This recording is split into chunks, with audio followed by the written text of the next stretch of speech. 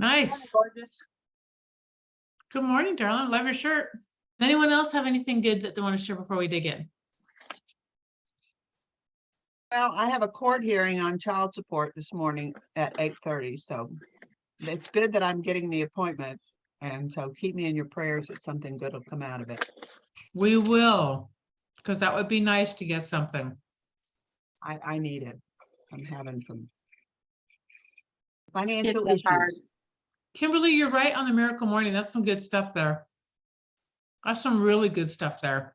Yes, it is. I am trying my best to stay focused on it, but it's hard. Yep.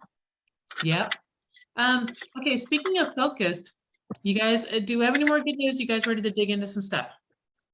Bree, you will not be able to watch this because you're driving.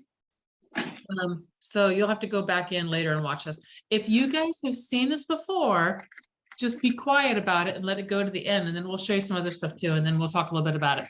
So let me share my screen. Let's go here. Okay, so this is called the Selective Attention Test. Need it?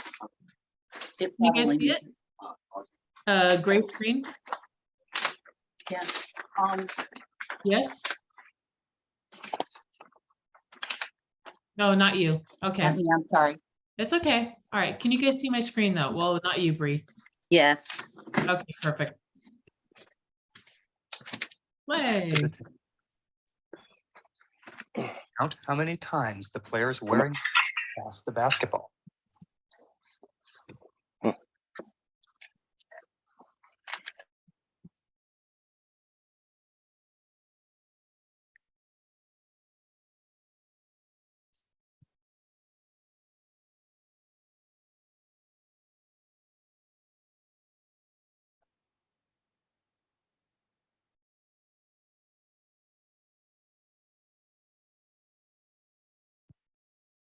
How many passes did you count?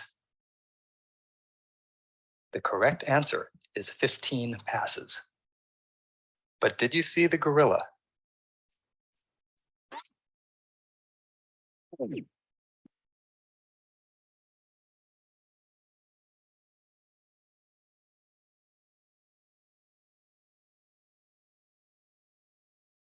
This video is from research by Daniel Simons and Christopher Chabris and is copyrighted. Okay. Stop share. All right. Have you guys seen this before? You don't know about it? Okay. And if you haven't, did you see the gorilla? You saw it, Kay? Okay. I think you're, and you saw it too, Bree, and you're driving. Dang it. Craig, did you see it? Oh, Craig's muted. I didn't see it. I'm sorry, I wasn't able to watch. That's okay. Oh, got it. Liz, you didn't see the gorilla, right? Right. About half the people don't see it. It's a really, really interesting phenomena that the thing that you are focused on, because you're so focused on counting the white balls, you do not see the gorilla. The first time I ever saw it, I did not see the gorilla either. And when there was a gorilla, I was like, wait, what? There's a flipping gorilla? So there's that one. There's another one that I find really interesting also. Let's get out of here. Is this attest to my lack of focus? I couldn't focus on the ball being passed. About 50% of the people do see the gorilla and 50% of the people don't. So I was definitely one that did not see the gorilla, which I find interesting. There's another one called the door study. I'll show you guys that one too. Before we were using Well, Monday.com, our team was drowning in work. Come on, skip out. Our days used to split between work. The door study. Okay, let me share my screen again. And we'll do the door study one. This one's really interesting. This one, they let you in on what's going on, but it's still super interesting. This video shows a participant from a 1998 study by Daniel Simons and Daniel Levin. Watch what happens as the unsuspecting pedestrian provides directions. The young man on the left is one of the experimenters. He has approached the white-haired man and asked for directions. Watch closely as two people carrying a door pass between them, and the first experimenter is replaced by someone else.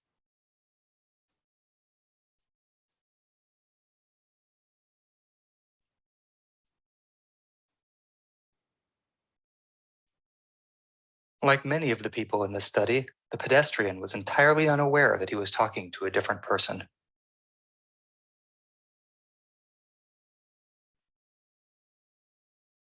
Approximately 50% of the people approached in this study didn't notice when the person they were talking to was replaced by someone else. This study was among the first to demonstrate that change blindness can occur outside of the laboratory. This video is from research by Daniel Simons and Daniel Levin and is copyrighted. Okay, let me get out of here. It is available. All right, and close that out. All right, there's actually a bunch of them. So this guy, Daniel Simon and Levins, I can't remember Levin's last name, has done a whole ton of studies on the fact that when we focus in on something, we miss everything else that's out there going around. And it's actually interesting that our peripheral vision is better than our focus vision, which is counterintuitive, except for if you think about, well, okay, that kind of makes sense, because I need to, like, if the lion's coming at me from over here, I need to make sure that I'm aware of the lion coming at me. So actually notice some things out here more going on than you would normally notice of what's going on right here. The reason why I found this supremely interesting is I believe that for the past, I talked a little bit about this with Craig yesterday. I believe that for the past few months, my focus has been on the wrong thing. And I've really been hyper-focused on, and I have my things in front of me, my goals in front of me of what it is that I'm going for this year. But way down at the bottom is one. It's not even at the top. It's way down at the bottom. I have buy a chunk of land. And I really want a chunk of land on some water around here in Florida somewhere. And it's really specific of what it is that I want. And I know prices are coming down and I'm kind of chomping at the bit to buy this chunk of land, which I haven't found and purposely haven't really gone looking all that hard for yet either. But in the back of my head, I'm like, I want this chunk of land. And when you're hyper focused on the balls passing back and forth, you're missing the gorilla that's right in front of you of the great opportunities that are right there that you can't see because you're hyper focused on the balls of, for me, my chunk of land. And so I really had to stop, and I got just a bunch of messages coming at me from a bunch of different directions of, you are focused on the wrong dang thing. And I had to really stop, and I had to open up and like scan the horizon again and get my focus off the chunk of land and go, okay, what is really important that you really, really want? What is the thing that you really want? And the thing I really want is to help people through my book to be able to grow that way, to be able to touch as many people as I possibly can and really kind of share that through that book and change my world and around me, you know, as far out as I can touch and other people's worlds also. And out of that, I will get my chunk of land, but I don't know how many opportunities I have missed over the past few months because I've been hyper-focused on counting 15 passes of a ball and not seeing the gorilla in front of me. And that's where this came up. So there you go. That's what I wanted to share with you guys. Any thoughts or anything around that? Totally makes sense. Sometimes for me, when I get focused on something else that's on that list, but way down, it's a diversion because I'm not getting the progress I want with whatever. And the truth be told, like, I wasn't returning the stupid phone calls of the people that came in or the text the past 2 weeks because I was like, I shut down my systems. I don't know what you're talking about anymore, or I don't know what you responded to. And so I don't know if I should come at you from, you know, wealth building real estate team, free leads, you know, whatever, who knows, right? And it was like, you're doing the work that you need to be doing to get the stuff that you need to get the piece of land that you want, because all you have focused on is this stupid piece of land. Arg, you know, arg. Right. I'll do that. I'll get hyper focused on one or two things. And my excuse is always, well, if I get these done, then I can focus on my real estate. Well, if I get this done, I can focus on my real estate. And then, you know, I get callbacks when I'm in the car and I'm writing it down on a little piece of paper, and then I lose it, and then I can't find it, and then I can't follow up, and then I write it down in a notebook and I clean up my desk and then I can't find the notebook. And it's like, I just can't seem to get into an organized rhythm. And I need to get into an organized rhythm. Hey, did I tell you guys, I'm sorry, did I tell you guys that I did what Michael Usry talked about in a way? I got a new little recorder. You didn't tell us, no. Okay, well, I bought a new little recorder and I really like how he uses that with his clients. So that his focus is on his clients and he can refer back to the tape. And I jumped in now because I think maybe, well, I know it can be used for multiple things and maybe that would help, Kay. So that when you're running around, because I do the same thing and I write stuff down on a little tiny note. And if I get in the habit of hanging on to that stupid recorder and just record it, then, I can just go back to that and have the right note and know where it is. Maybe that'll work for you, Kay. I'll try. Thank you. That is a really good idea.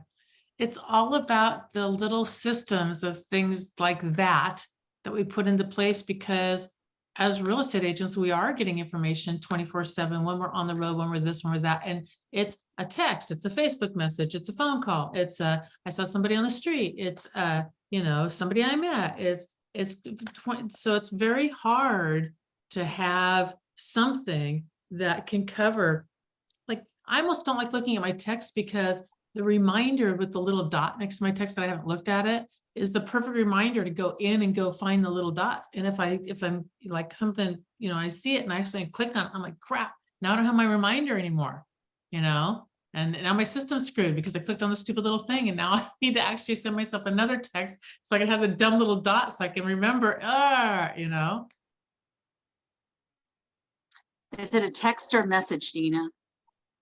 For me, it's text. When people send me text, I'm looking back right now, if I click on it's a blue dot, actually. If I click on the text, I lose my blue dot and I need my blue dot to stay there. So it has to stay until I get some time to actually sit down so I can get it transferred over into, or do the thing that someone's asking me that, I can get for them. Yeah. So it's all, you're right though, it's all systems. It's all little systems that I'm a firm believer in not keeping things in these kind of little notebooks as a CRM. Because as a CRM, this does not work because you can't find your people. So, but as a thing that goes with you all the time, that you write stuff down, and then as soon as you get home, gets transferred into your CRM, that's okay. It's just, this cannot be where the source is kept. It can't be, because otherwise you have 27 notebooks and you can't find your stuff. And you can't pull out the pages to put them, like we used to keep, a CRM used to be a notebook. That's what it was way back when, or a file of some sort, because there wasn't anything on the computer. But people would always use spiral bound, and I'm like, you can't use the spiral bound. You can't do it because you can't move the pages around, and then you're like scrolling back through pages all the time to find the one note that you made on Fred. That's why I'm wondering if that recorder won't do a lot in helping organize. Yeah. Once I get it in place and do it, because I have, like you, 20 different notebooks everywhere. Yeah. Yep. So my notebook now is literally, if I'm going to, like I went to an event, which is why I have this pulled out. It's a hard one. And I went to an event and I grabbed this specifically for my notes to my event until I could get home, transfer it into something of, okay, this is what I want to put in place in my life now. And this is what I want to teach on. And this is what I want to, just sit tight with and kind of ponder over or whatever. So, but that's the only reason why. And all I'm doing is grabbing old ones because I have 20 million of the dang things, Yeah, I find when I go to an event, or when I'm like, I have a notebook for Gary calls, and I have a notebook for Jay Connor calls, and I have a notebook for Lou calls. Yep. And if I can keep at least those calls organized, and then when I need to go back and check something, I can go back and I'll write down where to go or how to get in or how to log in or what my stuff is. And then I've tried to keep all my passwords in one place, and that works okay. Nice. I still am having trouble with my calendar, and my commitment this week is I'm gonna, I try to time block and then inevitably something comes up. So I'm frustrated with my time blocking, but I did yesterday intentionally just write down absolutely everything I did. Nice. What did you discover? Well, I wanted to do that Zoodelio and I thought it was at 3:30 and he didn't even have it in his calendar. So that got screwed up, but he called me back and we got it rescheduled for today. And, I spent a lot of time kind of educating clients. I followed up with 3 realtors on Branch Road. I don't understand. I'm going to go back and look at my listing, but I've been pretty clear about financing. And I get these people that just want to buy it and want him to finance the whole thing and don't want to give him any cash. And he can't do that. So I'm going to be real clear and go back and just say, this is not an owner financed opportunity. I don't know what else to say. Because they go and they get him all excited because he thinks they like the house and then he doesn't understand why we don't get an offer. And I said, well, they gave an offer. They'll give you $30,000 and you can finance the rest of it. How are you going to get in a new house that way? These Hang aren't on. good deals. Is there amount that he needs for a new house? Like, does he need 60K He down needs probably 250 to 300. in order to get another house cash out? And his house is, we've got it listed for 375. I'm getting lots of activity. But by So- the time he pays, closing costs and everything, he'll, I if he think can that walk may away be- with 3 or 310. He needs 250 or 300 to buy the whole house, but doesn't he just need a down payment? Nope, he wants cash. He only will do a cash house. Oh, all right. Well, then. I you're- don't know if he'll even qualify for a mortgage. He's a contractor. I don't think he's got good records. I don't Okay. know. All right. All right. Back to the other situation with the calendaring and keeping track of everything that you did and all that. I also keep separate notebooks for separate people, but any ahas out of that?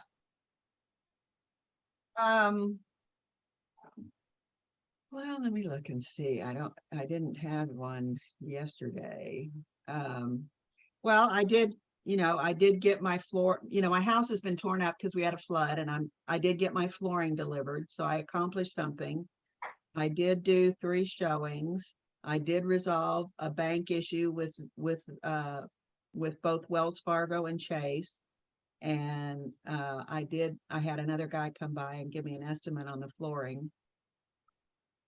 And I did get my grandson to a piano lesson, but I don't know. I've got this thing down on Tuesday nights called guidance tutorial, and I have no idea what it is. Get it out of there. Yeah. And then I'm looking at, this morning I go and I'm trying to get on your call and I go to the link and the link's not there. So I got to go back. So I don't know, something's going on with my calendar, but anyway, I'm going to try just being intentional about documenting what I'm doing. And then I'm going to focus, on my real estate and make sure I have proper time to do that. And then I'm going to see what the week shows. But I don't know why I did go through and clean out my office and threw away a whole bunch of stuff. And so my office is more organized. And, this flooring thing, I think just threw me because I had all the kids' bedroom stuff out in the living room. I got all that put away finally now that I can walk. And for me, it's organization and focus and getting on the phone. I know if I get on the phone, I'll do better. I agree with your just analyzing and then sitting down and assessing. I think that's a very good one. I really do. I also like your separate notebooks. And yes, Kathy. You can finish what you're saying. The last thing is when I have ahas from people, like if I go to meetings and I get ahas, I keep all my ahas in one aha file on my phone in my notes. So when I'm at those kinds of meetings and I get something like that's really good, that goes in my phone in one section, not in the separate notebooks for separate people, just one section of ahas. And then I can go back through periodically and look at my ahas. Typically, if I promise it to at the end of a class, that's when I'll go back through and look at it and go, dang, that's really good. That's really good too. So. I agree. All right. I wanted to share one more thing that I shared with Kimberly not too long ago, and it may work for somebody and may not, but I thought it was really good too. And it was basically taking a sheet of paper, you know, like you do the to-do list and you write everything down, but you're doing on the right side, you're putting everything down that you don't have to necessarily have hands-on touch right now. On the left side, you absolutely have to do it. You can't hand it off, you can't put it aside, whatever. Those are the things you have to do. And this is, I think it's supposed to be done on a daily, but you can certainly do whatever. The other side, that right side that has the majority of everything down there that you need to do, is what you hand over to God. You just know that you do those things that you absolutely have to do, that you have to have hands-on, be involved in now. And the other side, you trust in God that he's going to take care of it. And if you're doing that list daily, obviously, to me, some of that stuff would shift, but Yeah, I got you. That's interesting. Yeah. I've got it in my head. I like that. The last part I think I want to close out with is we all have something that we're avoiding and not doing. I mean, we're human beings. We probably have something that we're not dealing with, whatever it is. And whatever that thing is, let's say it's your desk and your desk has a huge pile of papers on it and you don't want to look at the pile of papers because God knows what's in there. There's snakes in that pile of papers. They're going to bite me. And I know it. I know as soon as I get in that pile of papers, it's going to bite me. And so all right, so you have a pile of papers and that's what it is. That's the thing that you know. And we all know whatever the thing is. For me, it was those like 800 texts, and not really, it was probably 120 texts last night. It was that thing. So I made a deal with myself. I'm like, all right, so what can I do? Like, what can I do?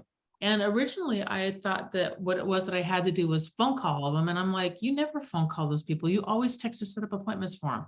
And so I just wrapped my brain around, okay, what is it you can do? And I'm like, well, I can have this many conversations a day. It was 4. Like, I can have 4 conversations and I can do that. And then I said, okay, if I do the thing and I go down, like, and in my head, I was like, if I just answered 4 of them, I'm good, right? Out of the 120 or whatever. And then if I just do that, then what can I give myself that's good, that I will honestly give myself so that I can learn that I'm a trustworthy human being, that I can teach myself that I am a trustworthy human being to myself. What is the good thing I want to do for myself?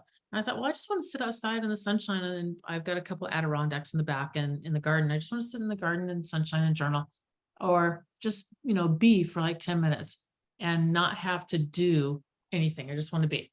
And so I was like, all right. So I responded to all of them. I just started cranking it out. So I ended up doing way more than I thought I would do. I just started cranking it out, and having the conversations back and forth that way. And set the appointment, got rid of the crazy person, and then was like putting off the Adirondack part, like putting it off. I just kept on like, no, I'm working now. And then I was like, but this is the thing that you said you were going to do to yourself because you believe in taking care of yourself. Like, what is wrong with you? And I was like, that's stupid. This is the good thing. Why would I not do that? So I made myself, I grabbed my stuff to go outside, grabbed a glass of water to go outside and sit outside in the sunshine. And just be told, it's freezing cold out there.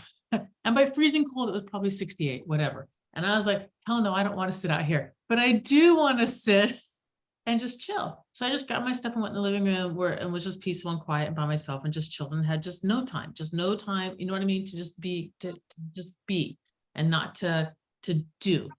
And I feel really good about my yesterday. I have more, I know there's another source of texts out there that I need to get back to. I know where they are. So that's on the list for today. And I haven't thought about it yet, but I'm going to think about, once I get my list done of my things that do or die today. It's not that many of do or dies. There's a lot of things in the list, Kathy. So once I get that figured out and done, I'm going to pick one that's my big thing that I don't want to do.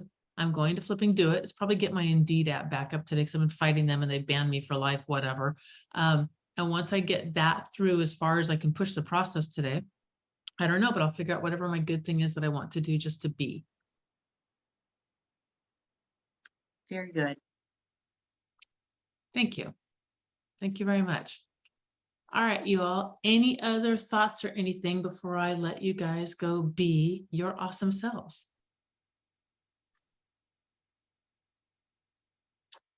Oh, Craig's Thank leaning. you. Craig, you leaning over? No, no, he's not. Okay, he's still muted out there then. Okay, but he has got a big smile, which is very nice to see. So, PF, good to see you. Glad you came on. Glad you got the tail end of you. Anna, good to see you as well. And the rest of you, I hope that you have amazing days and that you find whatever that thing is that you've been avoiding and you figure out if it's not do the whole thing, then is it do half of it, a quarter of it, one? Is it just one? And one's fine. It doesn't matter. Whatever it is that you can take your little bite out of, take your little bite out of that thing. And then if you feel led to do more of it, great. And if you don't, that's fine too. But be honorable to yourself. Come up with something that you want to take care of yourself and teach yourself that not only are you capable and competent and you can take on the pile with the snakes in it, or whatever your sneaky pile is, that you are bigger than the sneaky pile and better than the sneaky pile and also deserve time to just be whatever you want to be. So there you go. Have good days. Yeah, absolutely, PF. Okay. Thank you. You're welcome. Thank you, guys. Have a good day. Thank you. Okay. All right. Bye-bye.